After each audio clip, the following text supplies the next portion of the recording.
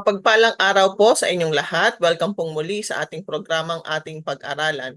Ang ating pag-aralan po ay isang online Bible study sa Tagalog na gamit ang Amazing Facts Study Guide. Dito po ay matatalakay ang karaniwang tanong natin sa buhay at ang sagot po ay makikita sa mga teksto sa Bible. Ako po ay nagagalak na muli kayong makasama sa isa na namang bagong pag-aaral. Ako po si Lorraine at ang makakasama ko po sa ating pag-aaral ay si Pastor Ruel Payo Jr. Ibibigay ko po ang panahon kay Pastor para sa kanyang pagbati. Hello po, good day po sa inyo lahat, mga minamahal po naming mga kapatid at mga kaibigan, mga taga-subaybay at subscribers po ng amin po online Bible study platform na po ito ating pag-aralan. Welcome po muli sa ating pong panibagong episode, sa ating panibagong pong lesson number 16. And this is a very, para po sa akin, very hopeful na lesson. Papag-aralan po about the book of Revelation. Ayoko po muna kayong i-spoil. Just stay tuned mga kapatid at welcome po muli sa ating pong programa po ngayon po mga sandaling ito. I hope na sa mabuting kalagayan po kayo together with your family and loved ones. Thank you po. Salamat po, Pastor. Bago po tayo magsimula sa ating pag-aaral ay mananalangin po muna tayo. Ama naming Diyos, marami pong salamat sa pagkakataon na ibinigay nyo sa amin para mapag-aralan ng inyong banal na salita. Muli po ay hinihingi namin ang inyong presensya na samahan kami sa aming pag-aaral. Naway lahat po ng aming sasabihin ay magmula sa inyo. Linisin niyo po ang aming puso at isipan nang sa gayon ay maintindihan at magamit namin ang aming matututunan sa aming pang-araw-araw na buhay.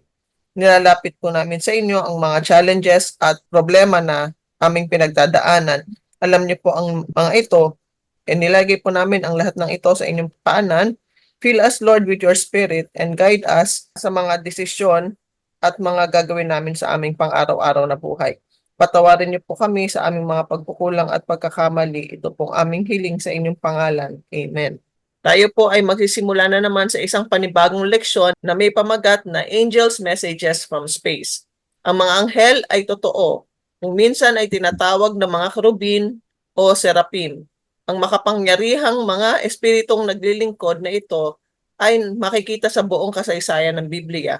Kadalasan ay nakikita silang pinoprotektahan at ginagabayan ng bayan ng Diyos at kung minsan ay pinarurusahan nila ang kasamaan.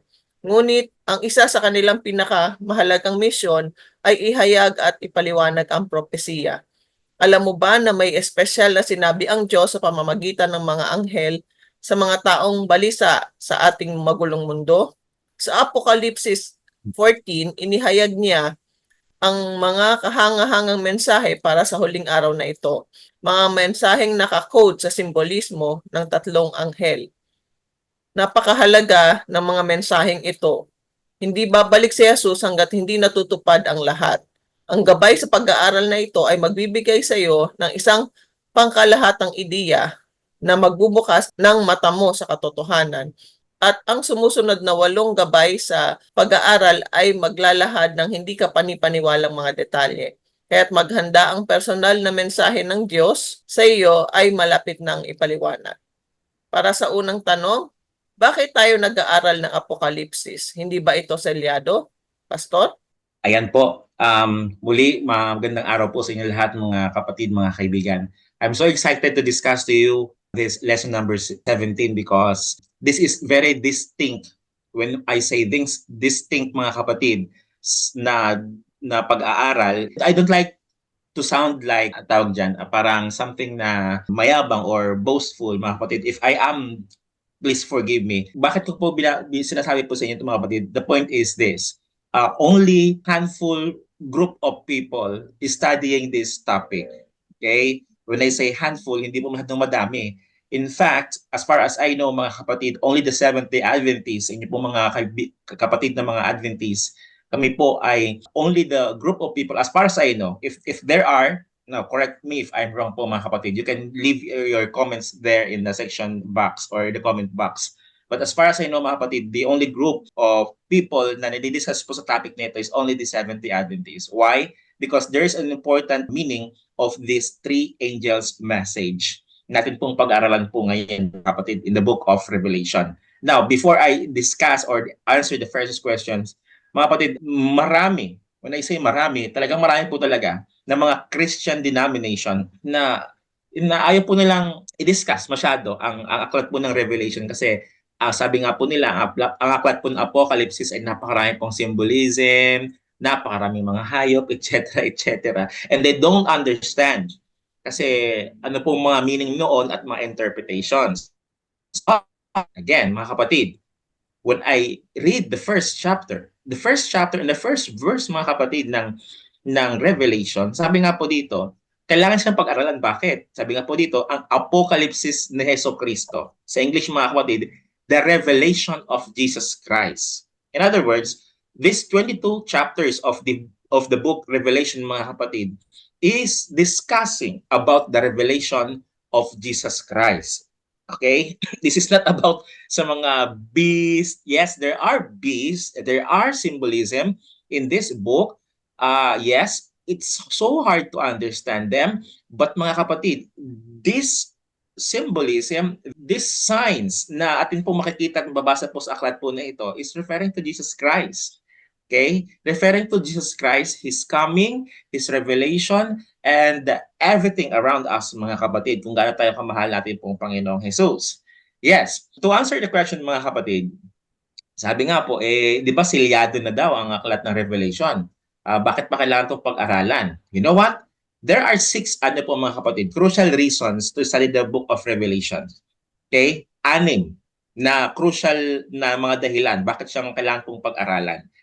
Yung kanina sinabi ko sa inyo, mga kapatid, yun po introduction lang. But this is now the main reasons po, mga kapatid. Kanina sabi ko sa inyo, we need to study the book of Revelation because it is the revelation of Jesus Christ. But here are the 6 crucial reasons po bakit kailangan siyang pag-aralan. Okay? Number 1, it never has been sealed. Hindi na po ito sinilyuhan. If you recall, atin pong pag-aaral po, mga kapatids, in the previous topics po natin, alagid po sa topic po ng Mark of the Beast, we discussed there that in the book of Daniel chapter 12, Daniel was commanded by the angel of the Lord na iselyuhan niya po yung librong iyon na kanyang nakita, yung kanyang prophecy, yung kanyang revelation na nakita ay kanyang selyuhan kasi hindi pa po sa time ni Daniel ang kanyang fulfillment. But come with me, mga kapatid. Dito po sa Revelation chapter 22 verse 10. Ito po binabanggit, mga kapatid. Revelation 22 verse 10. At sinabi niya sa akin, huwag mong tatakan ang mga salita ng hula ng aklat na ito sapagkat malapit na ang panahon. In other words, mga kapatids, inutusan po ng Panginoon si John the Beloved who became John the Revelator when he was sent to Patmos. Nung siya po yung ma-exile po doon sa Patmos, the instruction of the Lord, after he saw everything sa kanya pong pangitain, and then after he wrote everything, mga kapatid, ang instruction ng Panginoon sa kanya, do not seal the book. Okay? Alam niyo po, I love studying the book of Daniel and Revelation, mga kapatid, kasi it's just like a movie na ang nagsimulang manood ng movie, mga kapatid, ay si Daniel. Pero hindi natapos ni Daniel yung movie, pinapost sa kanya ng angel. Sabi ng angel, post mo muna yan. Hindi pa sa time mo ang kanyang fulfillment. At syempre, Daniel, matanda ka na. Syempre, mamamatay ka din, Daniel. At mahaba pang panahon. Hundreds of years pa ang daraan para ma-resume ang movie na yun nakikita. At yes, na-resume po ang movie, mga kapatid. Quote-unquote movie. Kasi po, vision po siya about heaven. Pero ang next na po na nakapanood ay yun pong si John the Revelator na po, mga kapatid, who was once a disciple of Jesus Christ. Yes, mga kapatid, sabi ng Panginoon sa kanya, don't seal it. In other words, preach it even more. Ipangaral mo. Huwag mo itong selyuhan kasi everything is na-revealed na. At sabi nga po, mga kapatid, ay ang panahon ay malapit na daw. The question is, what is this day na malapit na po? Okay, listen to this. The age-long controversy between Christ and Satan as well as the devil's last day strategies are exposed in Revelation. Yun pala, mga kapatid, hindi lang po pala siya about mga beasts, symbols, napakaraming mga seven trumpets, The main theme of that book, mga kapatid, is the great controversy between Christ and Satan in the last days. Mga strategies po ng kaaway na kanyang gagamitin, but the end of the book is so wonderful because I love that book, mga kapatid, kasi nga po na natapos po ang librong iyon na those victors of Christ triumphantly live in that heavenly place together with Him. So napakaganda po. Ano po? Satan cannot easily trap people who are aware of his deceptions in advance. So he hopes people will believe that revelation is sealed. Ayaw pong ipabasa natin po ni Satanas po yung aklat ng Revelation kasi sabi niya sealed na yan. No, no, no. It is not sealed, mga kabatid. It is open for us, for our own benefits, for our own consumption, kasi po ito po hinanda ng Panginoon sa atin po, lalo higit po sa atin pong generation ngayon, for us to be fed by His Word. Now, the second point is this. Kanina, number one, it is never sealed, mga kapatid. Second one, why we need to study the book of Revelation? Because the very name Revelation means unveiling, okay? Or opening or revealing, the opposite of being sealed. It always has been wide open. Kaya nga po siya tinawag na Revelation. Kumbaga, sa Tagalog niya, Apocalypse. Ang Apocalypse kasi, mga kapatid, it is something na parang war or last days na mga ganyan yun. Yun po, yung mga last days na mga events. But the real translation of Revelation in Tagalog ay pahayag.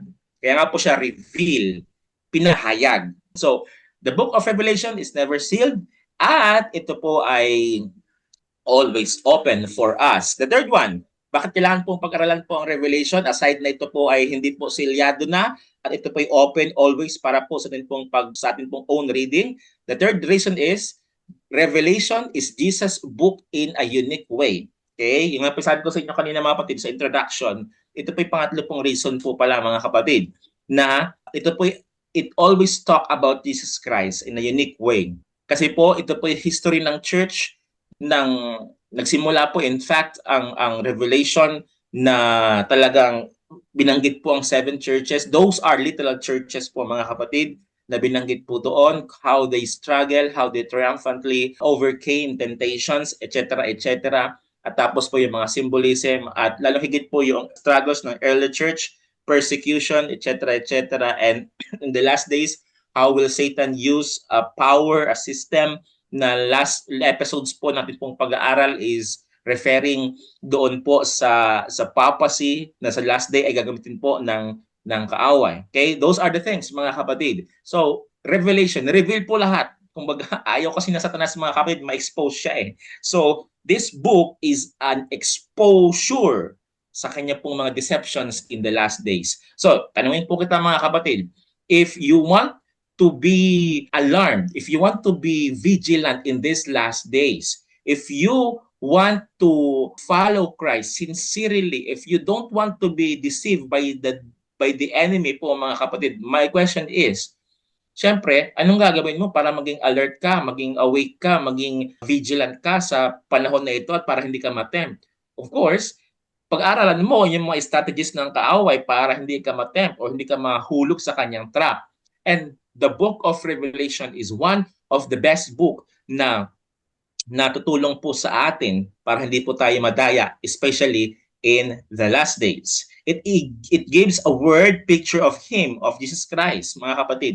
No other Bible book reveals Jesus and His last days, last day instruction and plans for His work and His people as does Revelation. Alam nyo, meron nga pong isang Bible scholar na consider niya po yung aklat ng Revelation bilang ika-fifth gospel. I love that book. Meron po siya talagang libro, mga kapatid. And his name is Dr. Elizabeth Talbot. Meron po siyang libro, mga kapatid, na maliit. I hope we can present it here, pero I believe there will be time for that. Ang title po ng book tayo, mga kapatid, The Fifth Gospel. Kasi di po, meron lang po tayong four Gospels. Those are Matthew, Mark, Luke, and John. Ito po mga aklat ng mga kapatid, wala silang ibang ginawa, wala silang ibang pinahayag, kundi yung life, ministry, death, resurrection of Jesus Christ. Lahat po yun. Kanyang preaching, healing, etc., etc. Yun po yung 4 na libro po na yun.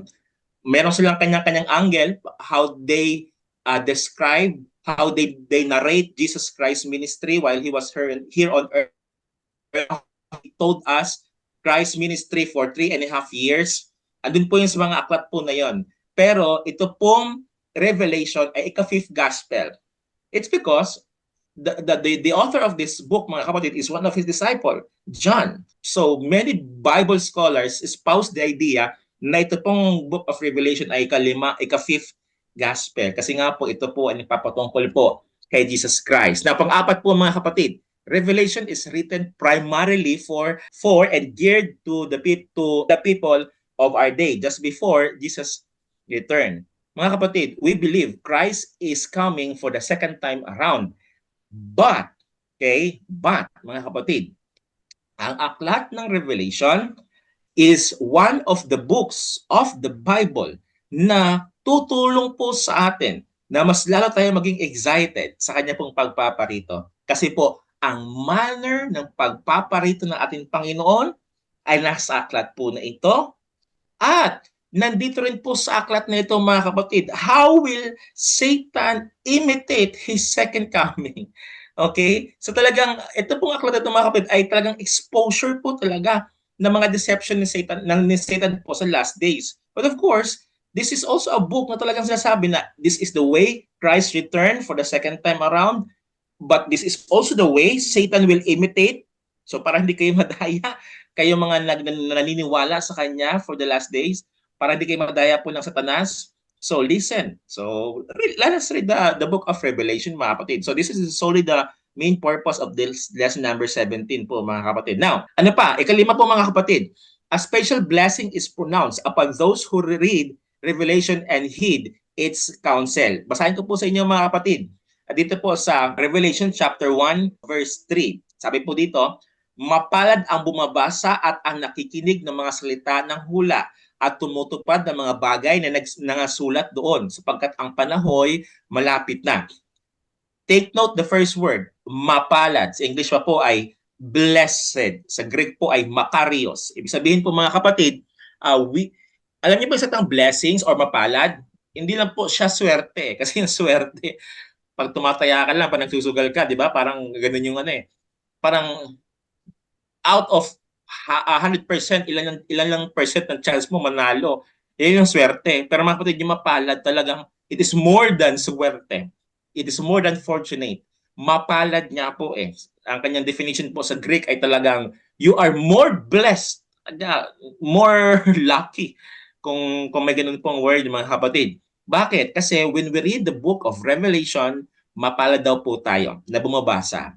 So mga kapatid, don't think na pagbasahin natin po ang book of Revelation, tayo ay confused. No. We are not confused. Because the Bible told us in verse 3 ng chapter 1 pa lang po ay talagang sinasabi na po sa atin ng Panginoon, mapalad. Mapalad ka. Hindi ka confused.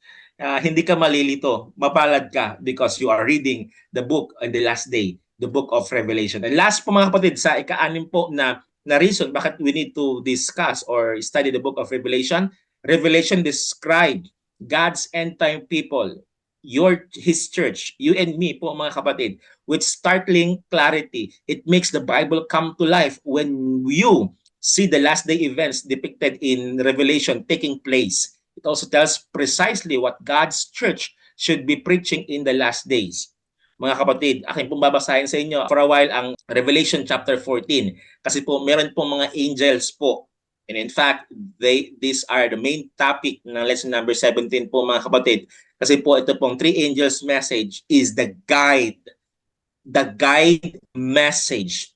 For me, as your facilitator po natin pong online Bible study po na ito, for me, this is the heart of the book of Revelation, the three angels message. Kasi po andoon ang kanilang preaching, and then andoon ang kanilang warning, and of course, andoon ang kanilang clear message to all people living on earth in our generation. Now, mga kapatid, these are the 6 important na reasons why we need to discuss or to read the book of Revelation. Now, let me read to you. Dito po sa Revelation chapter 14, verse 6 to 14, nandito po ang mga mensahe po ng tatlong mga angels na nakita po ni John sa kanyang pangitain. They are flying the skies, above the earth po mga kapatid. And they are proclaiming something. Now, here are the proclamations of those three angels po mga kapatid. Listen to this. Revelation 14 verse 6 to 14. It says, "At nakita ko ang ibang anghel na lumilipad sa gitna ng langit na may mabuting balita." Mga kapatid, take the word, good news. Okay? Evangelion kung sa ano pa po, kung sa Greek. Good news po ang kanyang dala-dala. Hindi po bad news, hindi po curse mga kapatid, pero good news. So sino bang ayaw po ng good news? Kung kayo po yung nag-Facebook po, kung kayo po yung magbubukas ng inyong pong TV mga kapatid, wala na kayong good news na maririnig. Puro na lang po bad news mga kapatid. Oppression ng government, bagyo dito, calamity doon, political crisis, wars, etc. etc. Napaka-bad news po mga kapatid. But here comes a good news po mga kapatid. Wow, napakaganda. Mabuting balita na walang hanggan upang ibalita sa mga nananahan sa lupa. Tayo po, doon po, sa atin po naka-address ang good news mga kapatid. Ayaw po ba natin ito mga kapatid? I know, gusto po natin ito. So let us read mga kapatid. At sa bawat bansa at angkan at wika at bayan. At sinasabi niya ng malakas at tinig, matakot kayo sa Diyos. Mga kapatid, sabi po dito, matakot kayo sa Diyos. It means, let us pay respect to God. Sa Bible po, meron pong dalawa pong fear na binabanggit, phobos and phobia. Yung phobia po ay yung takot sa mga ganito, takot sa ganyan, takot sa heights, etc. etc. Yun po yung phobia mga kapatid. But yung phobos, nandun po yung love, nandun po yung respect. Okay? To give you just a background. Huwag po kayo matakot sa Diyos in a sense, oh, takot ako sa Diyos. No, it's not. It's not. It means respect God. Okay? At magbigay ng kaluwalhatian sa Kanya sapagkat dumating na ang panahon ng Kanyang paghatol at magsisamba kayo na gumawa ng langit at ng lupa at ng dagat at ng mga bukal ng tubig. The first message is this, worship God because He is a creator. Okay? Yun po ang message po ng unang angel. Ito po yung pangalawa. At ang iba, ang pangalawang anghel ay sumunod na nagsabi, naguho ang dakilang Babylonia na siyang nagpainom sa lahat ng bansa ng alak ng kagalitan ng kanyang pakikiapid. Mga kapatid, ang second angel message ay somewhat prophetic in a sense. Bakit? Kasi may binabanggit pong Babylonia, ng Babylonia po mga kapatid ay ancient na po siya.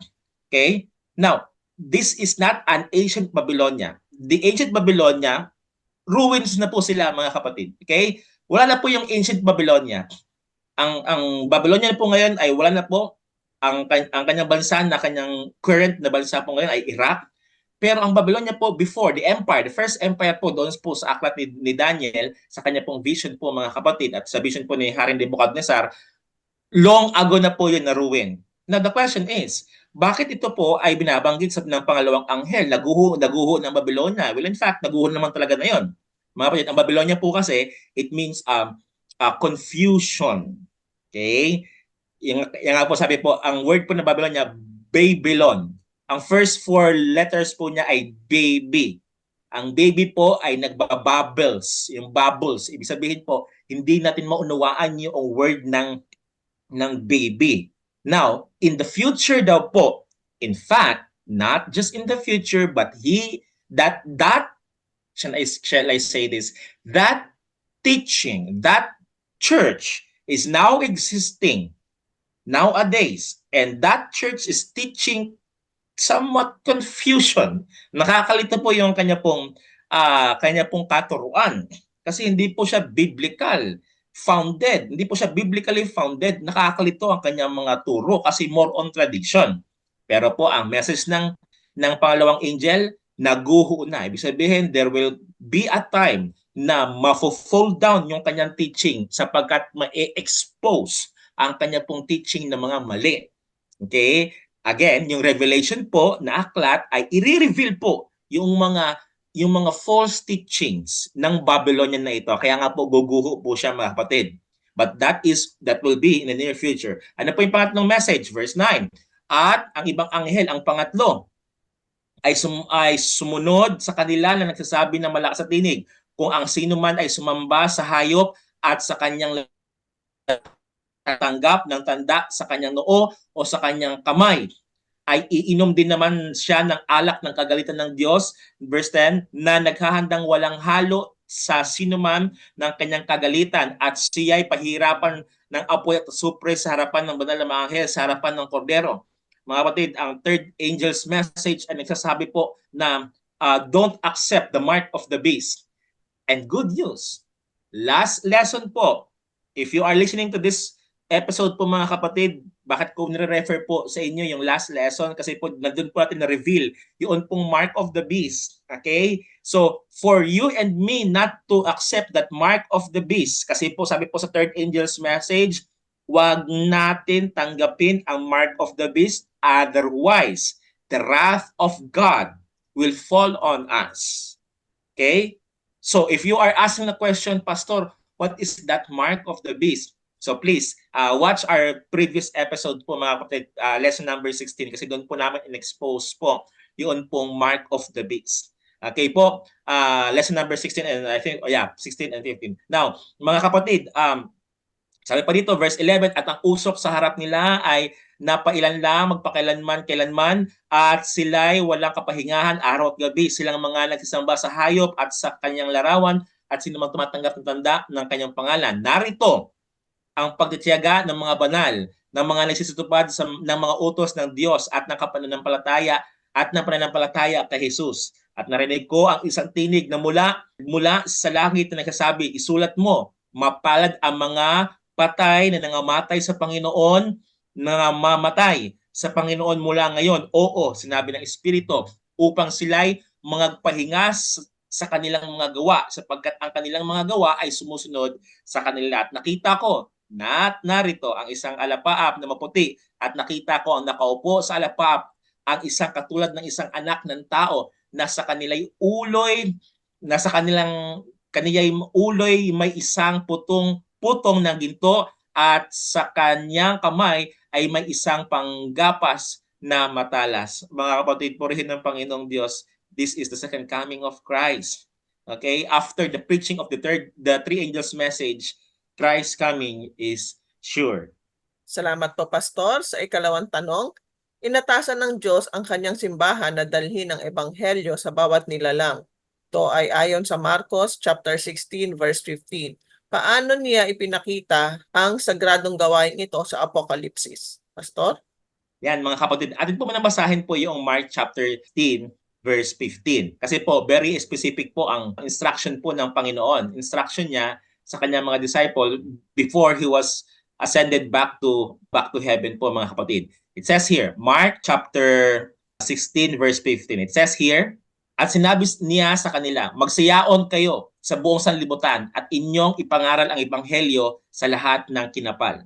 Mga kapatid, that is a very specific instruction. In fact, in the book of Matthew, talagang before God commanded them to go into the ends of the earth, ang Panginoong Diyos ay binigyan sila ng authority. Sabi po ng Panginoon sa Matthew 28 verse 19 to 20, all powers given to me. Therefore, preach, baptize. Gusto po ng Panginoon na ipangaral po natin mga kapatid. Now, kanina, sa aklat po ng Revelation chapter 14, meron po tayong binanggit mga kapatid na three angels. Tama? Meron po tatlong anghel. Ang kanilang main objective ay mangaral, ipangaral, i-proclaim. Those are, quote-unquote, symbolical angels flying around the earth. Now, you cannot see literal angels flying above us in the sky and telling something in the sky. Okay? Wala po kayo nakikita mga kapatid na lumilipad. But here is a fact. You can hear preaching about God's word. You can hear preaching in all forms, in all methods. Perhaps in your social media, you can hear preaching in the social media. Perhaps if you open your radio, you can hear preaching in the radio. Perhaps if you open your television, you can hear preaching in the television. Here's the point, mga kapatid. There is a preaching of the everlasting gospel.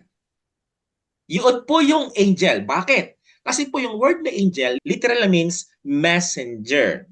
Okay? So it is fitting that God uses three angels' message to symbolize the preaching of his three-point gospel message for the last day. So God uses the symbolism of angels to remind us that supernatural power will accompany the messages. So take note, Meron pong messenger na binabanggit kanina sa Revelation chapter 14 verse 6 to 14 na sila po'y nag-preach all throughout the world. And we are also witnessing preachers preaching many gospel from the Bible. So mga kapatid, we hear the literal message from the Bible. Now we hear the gospel of God. Now, let me ask you a question. Actually, mamaya pa itong tatanong na ito eh. Gusto ko lang pong i-advance mo mga kapatid. Let me ask you a question. Which group, as far as you know, na ikaw po nakikinig po ngayon, which group or which denomination or which group of people you hear like the message of the three angels message in Revelation 14? I mean, ano nga po yung kanila pong messages mga kapatid? First angel's message, worship God. He is the creator. Fear Him, worship Him. Okay? Yun po yung unang command ng angel sa sangkatauhan. Ang pangalawa po mga kapatid, yung Babylon ay na-fall down. Ibig sabihin, don't follow false teachings. Okay? Don't follow the false church. Don't be confused by tradition and religion. Okay? Magkaiba po ang tradition at biblical truth. Don't follow them. Yun po yung pangalawa pong message. Pangatlo, don't accept the mark of the beast. Otherwise, you will receive the wrath of God. But instead, receive the seal of God. Now, let me ask you a question. If you diligently follow our online Bible study po na ito, ating pag-aralan, mga kapatid, sa tingin po ninyo, who is the group that preaches the three angels message? Mga kapatid, I don't boast it for myself, but I boast in the name of Jesus Christ. The only group that preaches three angels messages, mga kapatid, kung inyo po napapanood yung aming po mga previous episodes, we are preaching the three angels message. We are commanding people in this channel to worship God alone. We are not created by evolution or accidents. We have our Creator. Mga kapatid, we preach to you the false teachings of the Roman Catholic Church na sila po ay pinapaangat po nila ang tradition rather than the Bible. We are preaching that this Babylon will fall down very soon. And of course, very fresh, we preach you the lesson number 16 that don't receive the mark of the beast, mga kapatid. So, it means the three angels message is a group of people who are preaching these messages from the Bible, Revelation 14, 6 to 14. And I can proudly say the three angels message, that the three angels is no other than the Seventh-day Adventist Church. Salamat po, Pastor. Para sa ikatlong tanong, anong dalawang mahahalagang punto ang isiniwalat sa Apokalipsis 14 verse 6 tungkol sa mensahe ng Diyos para sa mga huling araw? Pastor? Now, mga kapatid, meron pong two crucial points na atin pong nabasa po kanina na ngayon po i-specific ko po pag-explain po sa inyo. Number one, doon po sa Revelation chapter 14 verse 6 na ang command po sa atin po ay ganito. Okay? First point, that is the everlasting gospel. Mabuting balita po siya. Kaya kailangan mo siya mapakinggan kasi mabuting balita po siya. Everlasting po siya na gospel. Okay? Ang Tagalog niya po ay mabuting balita. Sa English niya po ay everlasting gospel. Friends, if you happen to tune on this channel and then perhaps you have challenges na inyo pong nararanasan po ngayon and you cannot find hope amidst your na inyo pong nararanasan. Perhaps meron kang problem sa family mo, financial, etc., etc., sa workplace mo, sa health mo, sa physical condition mo. Friends, here's the good news. The good news is Christ is coming back. That is the everlasting gospel po na pinipreach po ng Bible at pinipreach po namin po sa inyo. That is the everlasting gospel. That is the first crucial point sa verse 6. Second, that it must be preached to every person on earth. The three angels' messages stress the gospel, which make it plain to the people are saved by faith in and acceptance of Jesus Christ alone. Okay? Since there is no other way to salvation exists, it is evil to claim that there is some other way. What's the point here, mga kapatid? Simple lang. Nais po ng Panginoon i-preach yung salvation.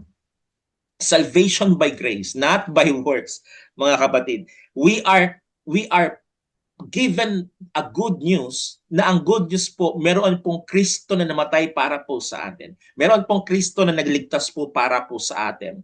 We are doomed to die. We are doomed to perish eternally. But praise the Lord, the everlasting gospel told us that here is God reincarnated into human form. Siya po'y nagkatawang tao. Hindi po siya tao, nagkatawang tao siya. Siya po'y anak ng Diyos na labis na nagmamahal po sa atin, namatay para po sa atin, sapagkat ang kabayaran po ng kasalanan na ikamatayan, and He took that penalty for us. Siya po'y namatay, mga kapatid, for our own salvation.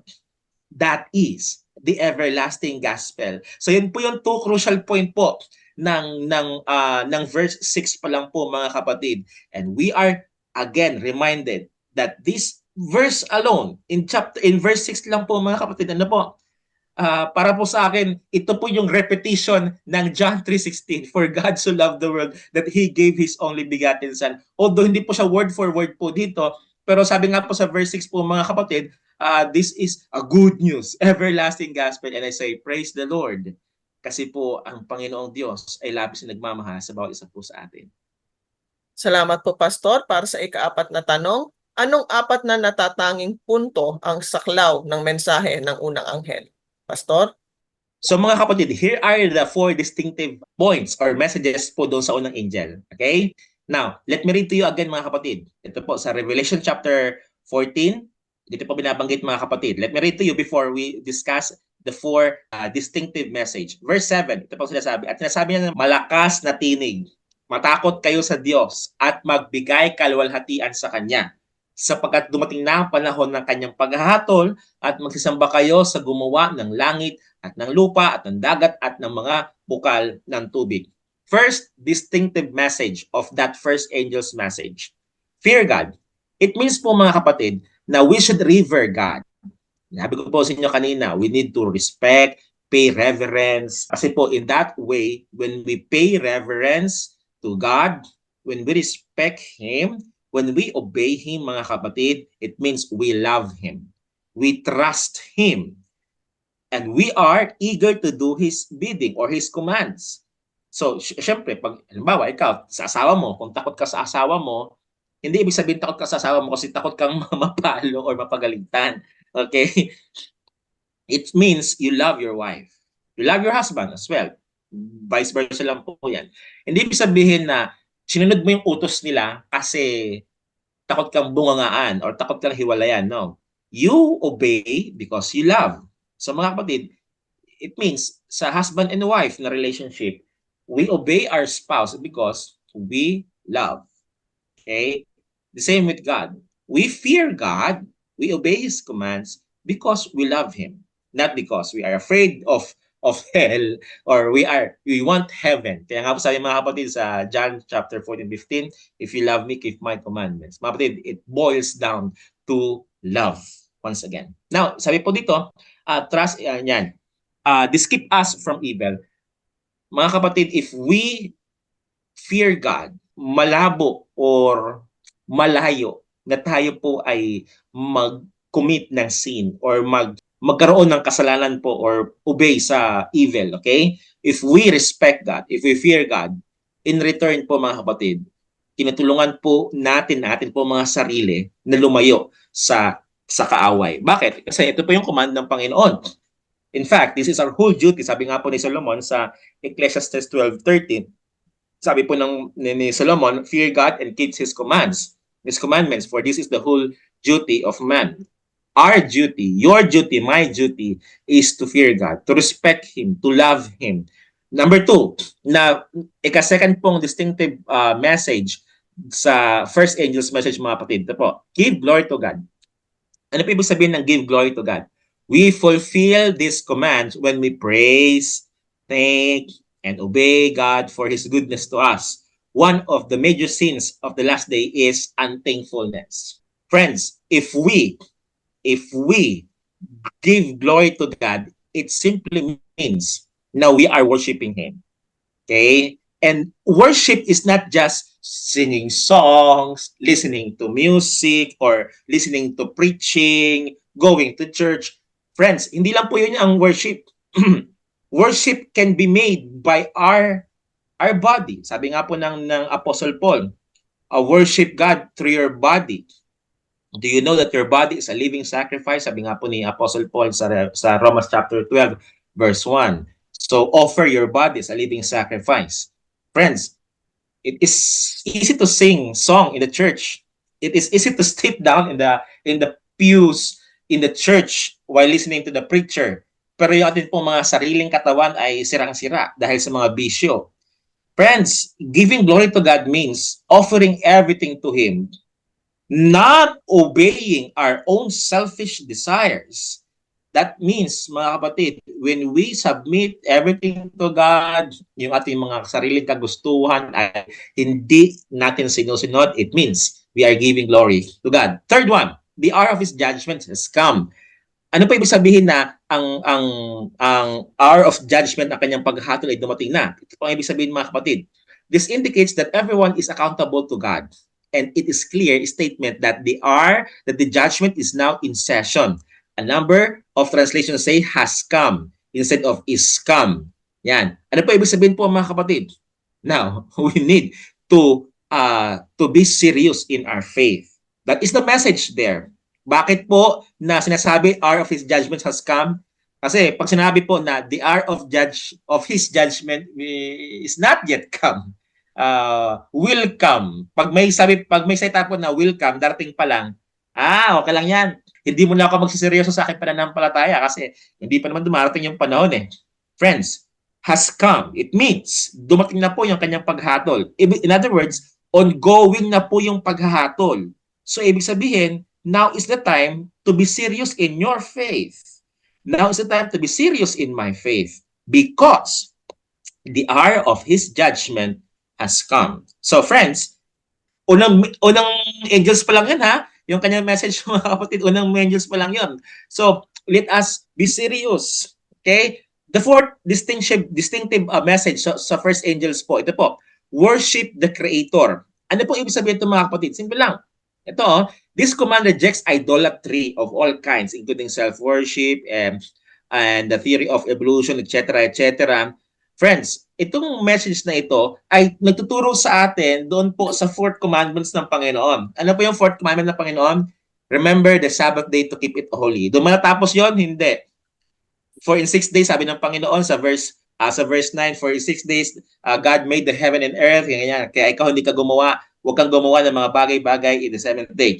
Akala po sila summarize po, mga kapatid. What's the point there? When we worship God, and if we want to worship God, since ito po ang command ng first angel, kung ayaw mong maniwala sa evolution, good, fine. Worship God. Now, question, is it enough to worship God, but not worshiping Him in His true day of worship? I don't think so. Let me repeat. Marami kasi nagsabi na, nga pastor, no, let us worship God. Kasi sabi po dito, siya ang malalang ng langit at lupa. Lord, I worship you, I praise you, kasi ikaw yung malalang sa buhay ko.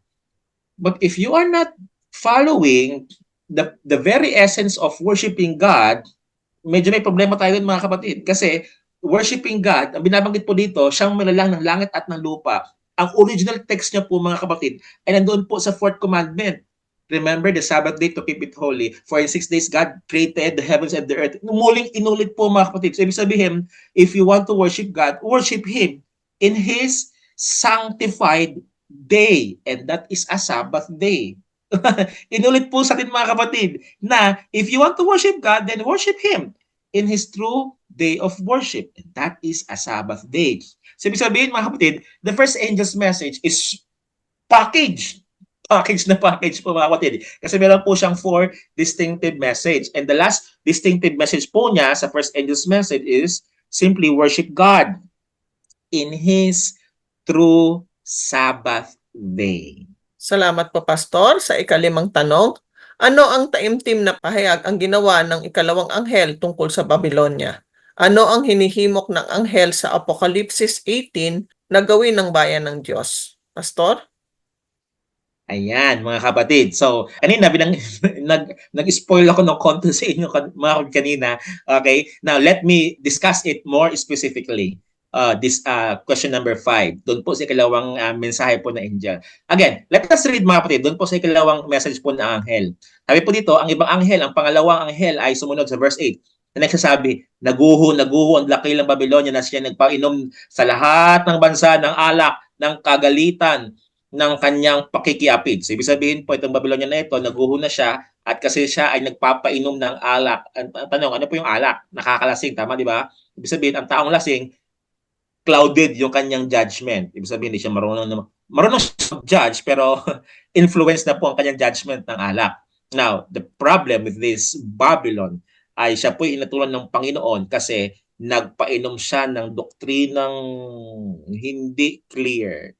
Kasi ang kanyang tinuro, imbis ng Biblia, ang kanyang tinuro ay tradition. Now, meron po siyang connection doon po mga kapatid sa Revelation chapter 18.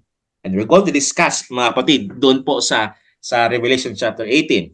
Now, the second angel states that the Babylon is fallen and the voice from heaven urges all of God's people to come out of Babylon. Tinuturuan tayo mga kapatid, come out! Lumabas kayo dyan! Huwag kayong manatili sa wrong teachings. Huwag kayong manatili sa isang church na very confucious or nakaka-confuse, nakakalito yung kanyang teaching. No. Don't stay there. Come out. Sabi nga po mga kapatid.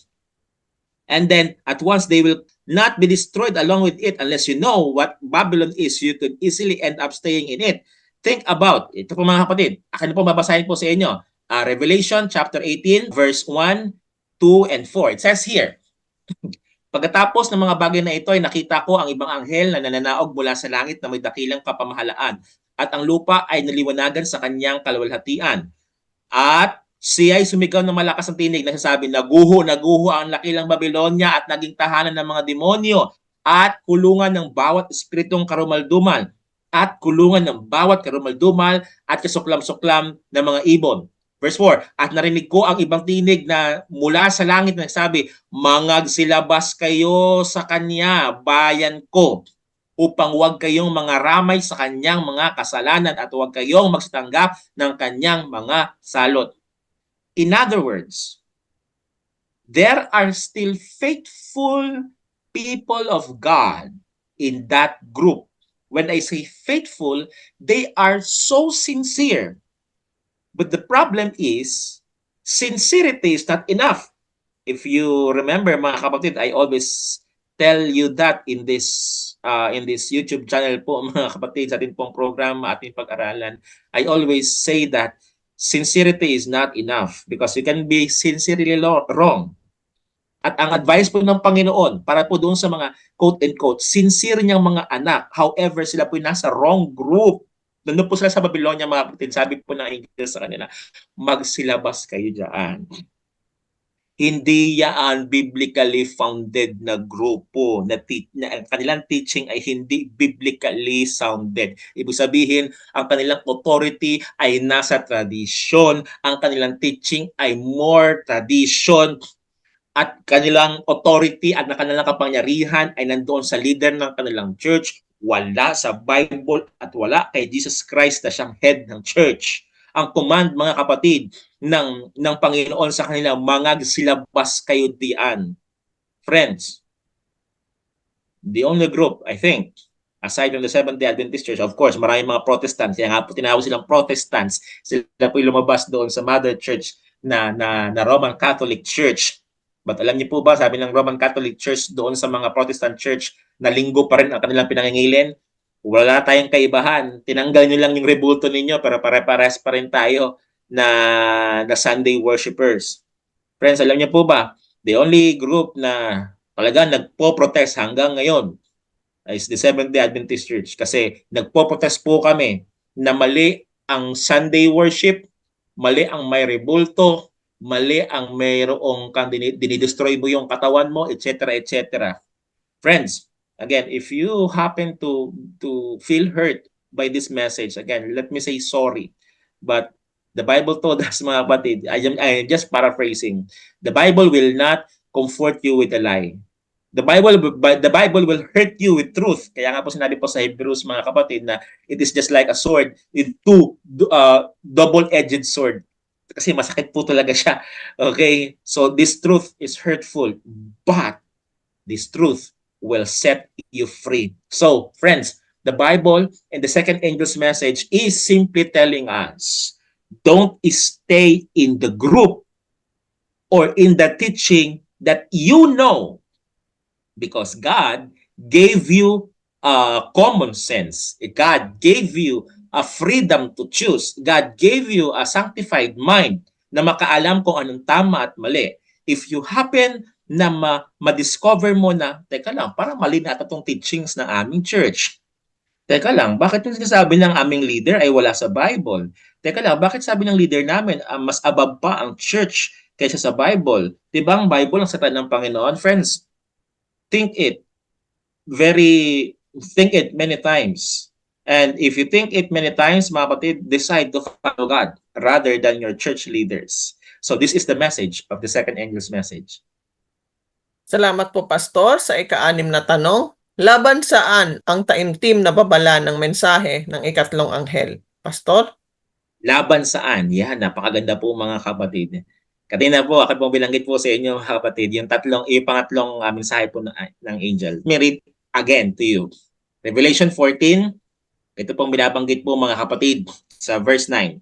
At ang ibang anghel, ang pangatlo, ay sumunod sa kanila na nagsabi ng malakas sa tinig, kung ang sino man ay sumasamba sa hayop at sa kanyang larawan at tumatanggap ng tanda sa kanyang noo o sa kanyang kamay, ay iinom din naman siya ng alak ng kagalitan ng Diyos na naghahanda walang halo sa inuman ng kanyang kagalitan, at siya'y pahihirapan ng apoy at asupre sa harapan ng mga banal na anghel at sa harapan ng kordero, at ang usok ng hirap nila ay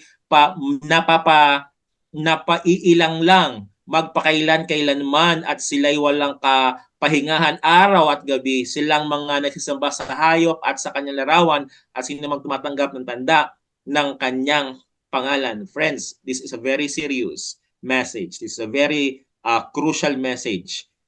The angels commanded the people to stay in that false teaching kasi mapafoldan po ang Babylon. The third angel's message is a very serious one. If kasi ang tao ay nag-stay pa rin, hindi pa rin nakinig sa unang anghel, mga kapatid. If ang tao ay hindi pa rin po nakinig sa pangalawang anghel, ang message na po ng Panginoon ay simple sa pangatlo. You will receive the mark of the beast. Okay?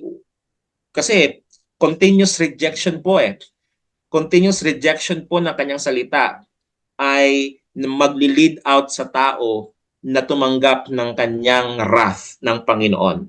Now, here's the answer. The third angel's message warns people against worshiping the beast and his image and receiving the mark of the beast in their forehead on their hand. The first angel command true worship. The third angel tells of a tragic consequences connected with false worship. Do you know for a certain who is that beast? Natin na po napag-aralan po yan, mga kapatid. Sino yung beast po na yon and what is his mark? Okay? So, atin na po na-discuss ito, mga kapatid, kung sino po yung beast. Now, again, I refer to you to the previous episodes po ng programa pong ito at yung pag-aralan. For that, you will know ano po yung mark of the beast at paano po natin maiiwasan yung pong marka ng hayop, mga minamahal na mga kapatid. Salamat po, Pastor. Para sa ika-7 tanong, anong 4 na puntong paglalarawan ang ibinigay ng Diyos sa pahayag 14 verse 12 para sa kanyang mga tao na tumatanggap at sumusunod sa mga mensahe ng 3 anghel? Pastor? Friends, mga kaibigan, napakaganda. Kasi sabi po dito, mga kapatid, sa verse 12, narito ang pagtitiyaga ng mga banal. Here's the patience of the saints, ng mga nagsisitupad ng mga utos ng Diyos at ng pananampalataya kay Jesus. Ibig sabihin, this group of people are those who obeyed the first, the second, and the third angel's message. They are so patient enough to endure trials.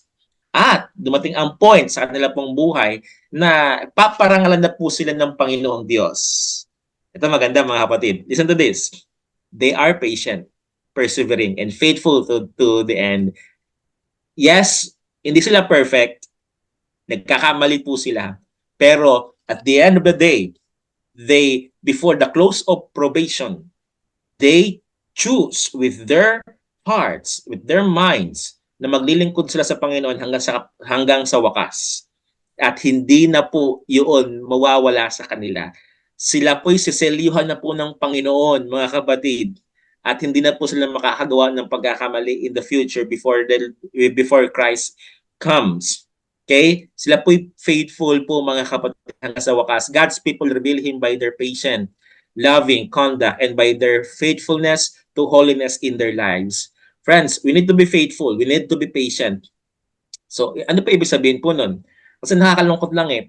There are people who claim they are follower of Christ, they are believer of Christ, but kung meron po mga pagsubok, wala na.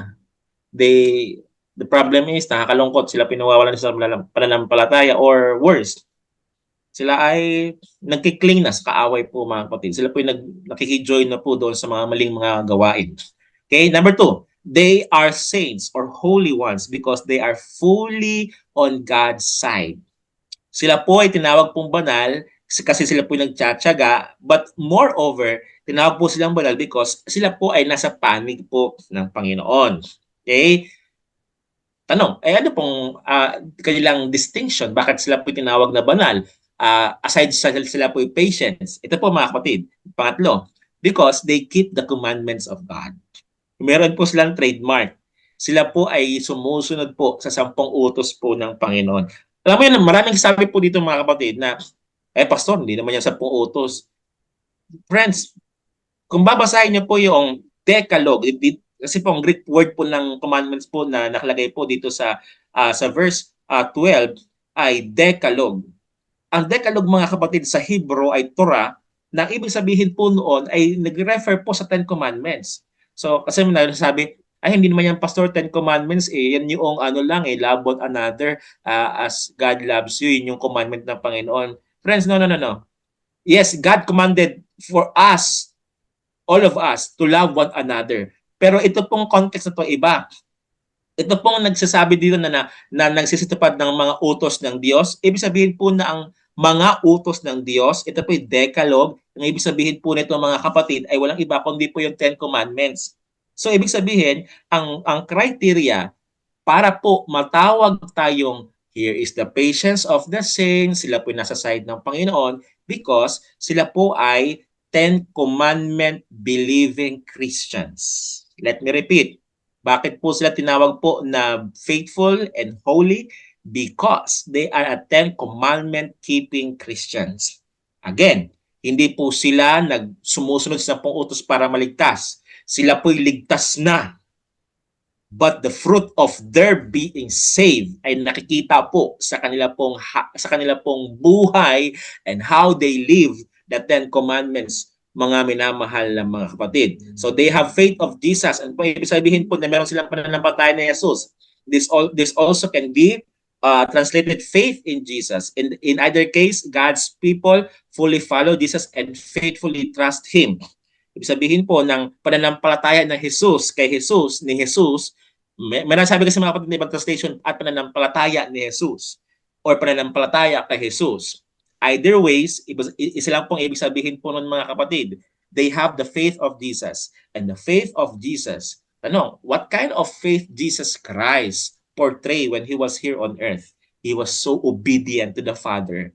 So friends, if we are obedient to the commands of the Father, Christ told us, oh, that's my brother, that's my sister, that's that's my children. Mga kapatid, Christ is commanding us to have His faith. Kasi po yung faithful ni Christ, yung kanya pong righteousness, yun po yung maglilinis sa atin. At yung magbibigay sa atin po ng pasaporte for us to be with Him in heaven someday. Salamat po, Pastor, sa mga bagong information na aming natutunan. Ibabalik ko pong muli sa inyo ang panahon para sa closing remarks at panalangin. Friends, napakaganda po ng mensahe po ng Three Angels Message. I would like to tell you na aside from us who are preaching this in this platform po, mga kapatid, If you are not, if you want to be enlightened more, there are many discussions in YouTube also. Okay? Alamin niyo lang po mga kapatid yung mga channel po na nagpi-preach ng Three Angels Message. Alam niyo po, meron po kaming tinatawag nito na international na television na ang pangalan po ng channel po na yun ay 3ABN or Three Angels Broadcasting Network. Kasi po, katulad po natin po na pag-aralan mga kapatid, yung angel are not literal angel. They are a group of people. Messenger po ang tawag po sa angel. And we are those three angels message po na nagdadala po ng mensahe ng Panginoon. So friends, again, if your church is not preaching, if the leaders of your church are not preaching to worship God because He is the Creator, if your church leaders are not preaching to go out from that Babylon kasi napaka-Confucius ng kanyang mga teachings, if your church leaders are not preaching, don't receive the mark of the beast, friends, something is wrong with your teaching or with your church. Friends, it is not about, kasi napakarami na ngayon eh. Okay, don't misunderstand me, pero napakarami na po ngayon nakikita sa social media na mga tinatawag na quote-unquote inspirational preacher. Friends, yung tinatawag na motivational speaker. Hindi lang po ito about motivation. It is about faithfulness, being faithful to God. Yes, we need to be motivated kasi ating pong mundo ngayon ay sobrang sama na eh. Talagang napaka-depressed na po natin eh. But moreover, we need a distinctive message or messages that will teach us to be faithful in Christ. Kasi napaka-selfish naman natin. Pupunta lang tayo ng church because we want to be motivated kasi problemado tayo all throughout the week. Tapos gusto ko makapakinig, pastor, ng ganito, ganyan-ganyan yung message. Napaka-self-serving naman po natin mga kapatid. Kasi ang kailangan pong i-preach sa atin pong church, sa mga church leaders, ang kailangan pong nating marinig mula sa pulpito ay ang mga mensahe ng pagiging seryoso sa pananampalataya at yung po yung pinakalaman po ng Three Angels Message. Submitting ourselves to God, worshiping Him alone. Salamat po, Pastor. Salamat po muli sa pagsama nyo sa aming programa. Salamat din po sa mga nakapag-subscribe na at kung hindi pa po kayo nakakapag-subscribe, paki-subscribe nyo po at share ang ating mga videos. Malaking tulong po ito sa ministry na ating ginagawa para mas mabilis nating marating ang mga taong gustong makilala ang Panginoon at magkaroon ng mas malapit na relasyon sa Kanya. At kung meron po kayong mga tanong o gusto nyo rin pong mag-share ng mga experience nyo, maaari po kayong mag-comment sa comment section. Ganon din po kung kayo ay may prayer request, paki-comment nyo po para maisama po natin sa ating mga panalangin. Hanggang sa susunod na bahagi po ng ating pag-aaral, ito pong muli si Lorraine, reminding you that God loves you. Bye-bye!